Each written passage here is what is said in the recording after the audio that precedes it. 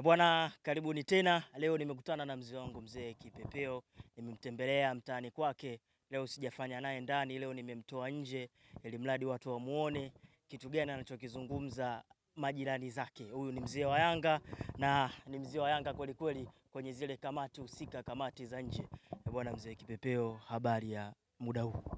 Namshukuru Mungu, alhamdulillah, naendelea vizuri, maisha yanaenda. Maisha yanaenda. Umetupigia kanzu nyeupe au ndo shughuli?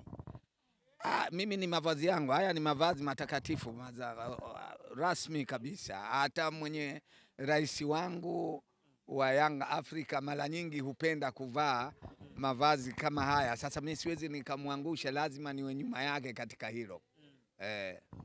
Nikupigia simu moja ukaniambia bwana niko Rufiji, nikajua tayari afuko huko Rufiji kinatambulishwa chuo. Jana nimerudi jana. Nimefika hapa usiku kama wa saa 2 hivi kutoka Rufiji.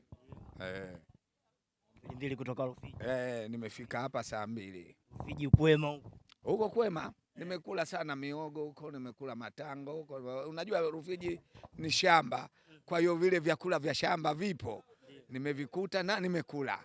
Namshukuru Mungu Bwana, swala kubwa ambalo lina trend sasa hivi mitandaoni ni kuhusu swala la kumtambulisha kocha ambaye ni South Africa, anatokea kule kule nchini South Africa, mji mkuu kabisa Durban. Anaitwa Makuba Mangitha, ambaye kocha huyu ana CV kubwa sana kwenye CAF, kwenye Confederation, lakini pia ameshiriki kwenye vilabu vikubwa kule, na ametuahidi pia wanayanga. Kwenye statement yake ameandika yeye anaenda kuangalia sana Champions League kuliko kitu kingine ambacho hatafika hapa Tanzania na kuiongoza nchi kama timu ya Yanga kama head coach. Una kitu gani cha kusema kuhusu huyu South Africa kocha? Tunangojea tumpokee na tutakuja kuangalia shughuli atakazozifanya, na kama itakuwa ametosha, na sisi ndivyo tunavyotaka tumpate mwenye kutosha ili tuweze kuwapiga, kwa sababu sisi tumezoea kukanyaga bwana. Sasa atakapokuja mtu akatuongezea ufanisi na yale tunayoyahitaji tukayapata, na sosi akawa yeye, kwetu ni shukrani, na tunahesabu iwe hivyo, na tuna imani hayo tunayoyazungumza tutayapata kupitia kwake inshallah. Kupitia kwake. Bwana, watu wanasema huenda mmeenda kuchukua kocha wa South Africa kwa sababu kuna moja ya beki ambaye anazungumzwa sana, ambayo mmeweka dili kubwa sana.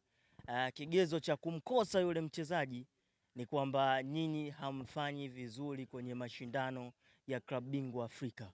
Ili kwa kwao unazungumzia vipi? Kuzungumza kwangu hata kilimo.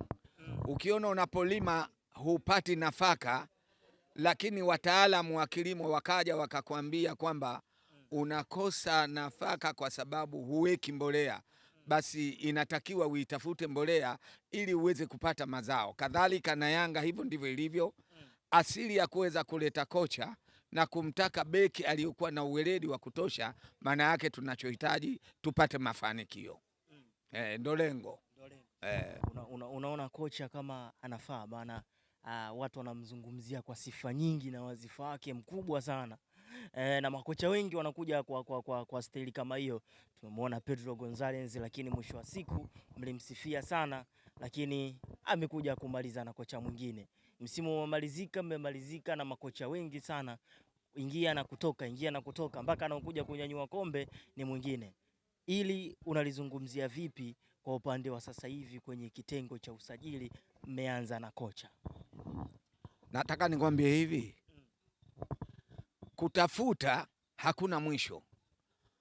Unachotafuta kile ambacho unachokihitaji, na ukiona tumeleta kocha zaidi ya kocha, ina maana yule kocha aliyokuwepo tumeona kwamba hajaweza kufika tunapopahitaji, na huyu amekuja. Mimi siwezi nikaprove nikasema kwamba sasa tumefika, kwa sababu sijamuona na hajaanza kufanya yale tunayoyahitaji.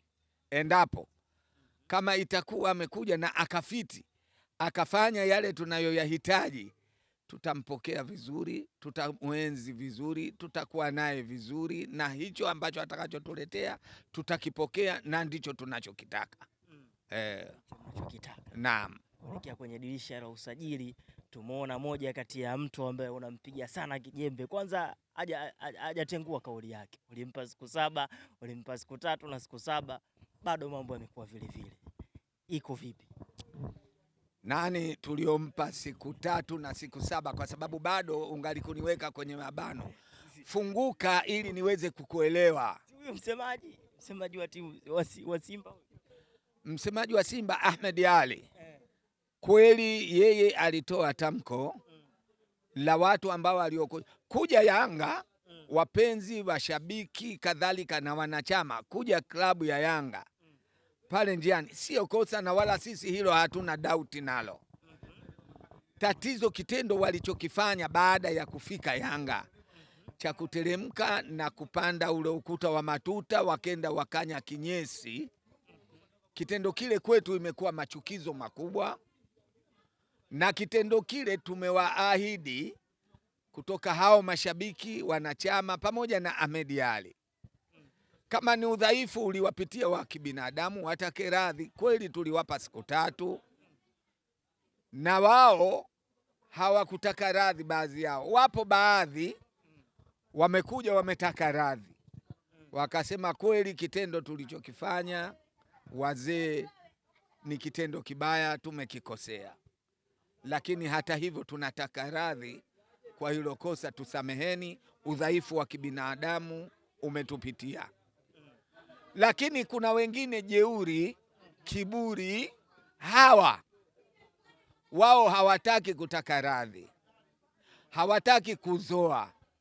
Ndio nikasema kwamba siku ya 3 imekwisha, tunangojea siku 1 zaidi, ambayo siku tutakayoanza sisi kazi tunaijua sisi wenyewe siku gani, lakini kazi hiyo itaendelea kwa muda wa siku 7. Sasa baada ya hapo tutasikiliza majibu ya siku 7, nini kitakachokuwa kwa wale waliofanya hilo waliolifanya. Mimi mpaka sasa hivi narudia kauli yangu, sisemi kwamba Simba ndio waliokunya, lakini Simba ndio waliokuwa na sababu ya kunya hao waliokunya. Kama watakuwepo Simba, hiyo kauli ya kusema kwamba waje watake radhi na wahusu. Hawakuwepo Simba, walijichanganya tu na Simba kutaka kuja kuweka kinyesi pale, kadhalika hao waliokunya. Ndio maana nikatumia kauli ya kusema kila anayejitambua kwamba amekuja kunya katika kiwanja kile aje atake radhi au ende akazoe kinyesi. Kama hakutoa hicho kinyesi, tutakitoa sisi, na tutakapokitoa kusije kukawa na lawama. Kwa hiyo wapo waliokuja kutaka radhi. Wale waliokuja kutaka radhi tunajua tayari wamejivua, wametoka, kwa sababu tumewasamehe, kwa sababu kusamehe ni wajibu. Kama Mungu anawasamehe waja wake, tunafanya makosa kwa Mungu siku zote. Ndio maana kukawa na toba, kukawa na kitu kinachoitwa istighfari, kuomba msamaha. Sasa kama Mungu anasamehe, kwa nini sisi kama tutatakiwa msamaha tusisamehe? Lakini yule asiyesamehe tunajua kadhamiria, kafanya kwa makusudi. Tutakachofanya hakimpati mtu yoyote mwingine isipokuwa yule aliyofanya. Sasa kama wewe unajijua umefanya, ndio utake radhi au katoe kinyesi. Hutaki, tutatoa sisi, lakini usitengeneze lawama baada ya sisi kutoa. Na kama tukishatoa kinyesi, ikipita siku 7, usije tena kutaka radhi, itakuwa tumeshamaliza swala hilo. Wewe bakia nalo kama lilivyo, na sisi tukae kama tulivyo, tuangalie majibu yatakayotokea juu ya lile tutakalolifanya. Lakini